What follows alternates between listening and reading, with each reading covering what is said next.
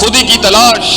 اپنی معرفت، پھر رب کی معرفت، پھر جنگوں کی معرفت، پھر مقاموں کی معرفت، پھر معرفت کی معرفت، اور پھر یہ عرفان، انہوں نے دنیا کے اندر ہر قسم کی بھوک کو قربان کیا ہے۔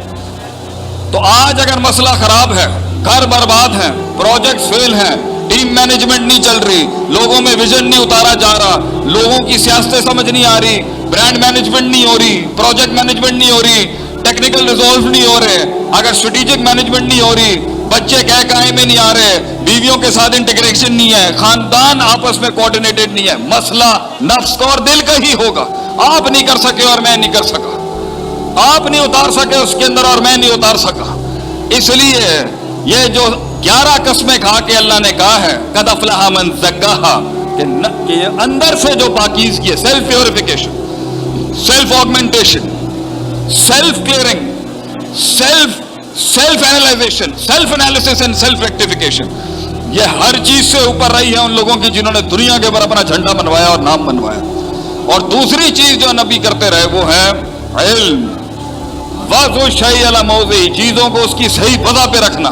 کہاں، کس مقدار میں، کس مزاج میں، کس طبع میں، کس روایت سے، کس فہم میں، کس زور سے، کس مزاج سے چیز کو رکھا جائے گا اور کیا جائے گا۔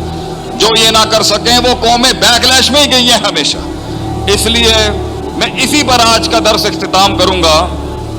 کہ اگر پاکستان نے دنیا میں اس سپر پاور کی طرف جانا ہے، اس کنزورشیم کی طرف جانا ہے کہ وہ دنیا کو لیڈ کرے، ہماری وفاق نے، ہمارے صوبوں نے، ہمارے ملک نے، اور یہ پرائیویٹ چھوٹے چھوٹے سے لے کے بڑے بڑے پروجیکٹس نے،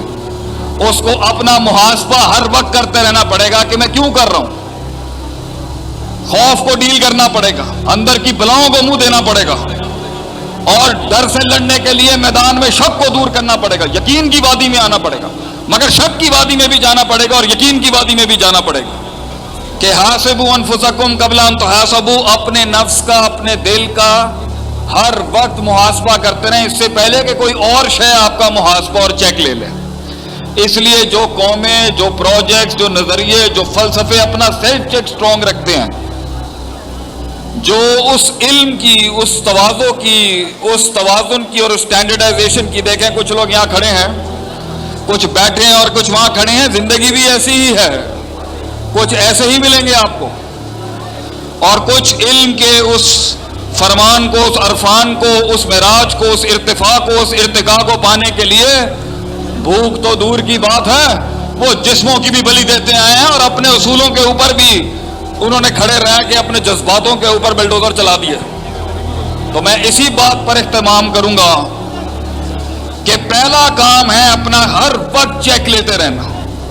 جذبات کہاں کھڑے ہیں، احساسات کہاں کھڑے ہیں، ادراکات کہاں کھڑے ہیں، ایموشنل کوشنٹ کہاں کھڑا ہے، انٹلیکچوئل کوشنٹ کہاں کھڑا ہوا ہے، کیا جذبات اصولوں کے ماتحت ہیں یا اصول جذبات کے تحت ماتحت ہیں۔ تو جذبات جب اصولوں سے باہر نکلتے ہیں تو دیکھ لیں آپ کے سامنے کھڑی ہے چیز، اور جب جذبات اصولوں کی، قواعد کی اور قوانین کی پاسداری کرتے ہیں تو آپ کو کچھ ملیں گے الا قلیلا۔ قرآن بھی یہی کہتا ہے الا قلیلا، کم ہی ہوں گے جن کی بھوک کچھ اور ہوگی، جن کی بھوک اور جن کی وہ پیٹ نہیں ہوگا، وہ روحانی بھوک ہوگی، کیونکہ جس کو وہ روحانی بھوک سیٹسفائی کرتی ہے۔ اس لیے آج یہ پروجیکٹ یا اس طرح کے ہزاروں پروجیکٹس یا صوبہ یا وفاق یا قوم یا ملک یا سلطنت یا امت کہاں کھڑی ہے، یہ دل کا مسئلہ ہے جس سے دیکھنا پڑے گا، کیونکہ آپ صلی اللہ علیہ وسلم فرماتے تھے پروڈکٹیو ڈیولپمنٹ کے باب کے اندر کہ دل ٹھیک رکھنا اپنا۔ تو کہیں جو لوگ کہیں کھڑے ہیں ان سے بھی ان کے دل کا سوال ہے، اور اگر کوئی لوگ کہیں پہنچ گئے ہیں تو ان سے بھی سوال ان کے دل کا ہوگا، اور اگر کچھ لوگ کہیں پہنچ کے آگے نہیں جا پا رہے تو ان سے بھی سوال ان کے دل کا ہے۔ اس لیے نبیوں نے دنیا میں آ کے 3 بڑے کام کیے ہیں، ان میں سے ایک ہے یزکیہم، انہوں نے دلوں کو صاف کیا ہے، اس کے اندر اصولوں کی تعلیم کی بنیاد رکھی ہے، اس کے اندر سیلف چیک کروایا اس سے کہ جذبات، ادراکات، احساسات، انسان کی سوچ اور عقل اور اصول میں کہاں کہاں تشدد، تساہل اور افراط تفریط ہو چکی ہے۔ इंसान कहाँ शक में डूबा हुआ है, कहाँ शहवात में डूबा हुआ है, कहाँ शुबहात में डूबा हुआ है और कहाँ मुज़ब्ज़ब हुआ है, कहाँ इंफीरियॉरिटी कॉम्प्लेक्स है और कहाँ सुपीरियॉरिटी कॉम्प्लेक्स है। तो अगर कुछ लोग अटके हुए हैं कहीं तो भी मसला दिल का है, और अगर कुछ लोग कहीं पहुंच चुके हैं और आज ये प्रोजेक्ट भी कहीं पहुंच चुका है तो मसला इट्स द हार्ट, ये दिल का ही मसला है। और अगर पानी रास्ता बना के इनकलाब आगे नहीं जा पा रहा इंसान की सोच का, अकल का और फहम का, तो मसला दिल का ही होगा। इसलिए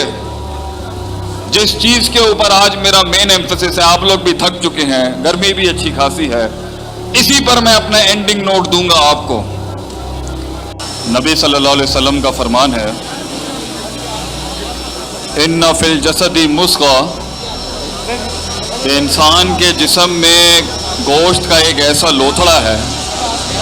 there is a flash in a human body, इज़ा सलहत,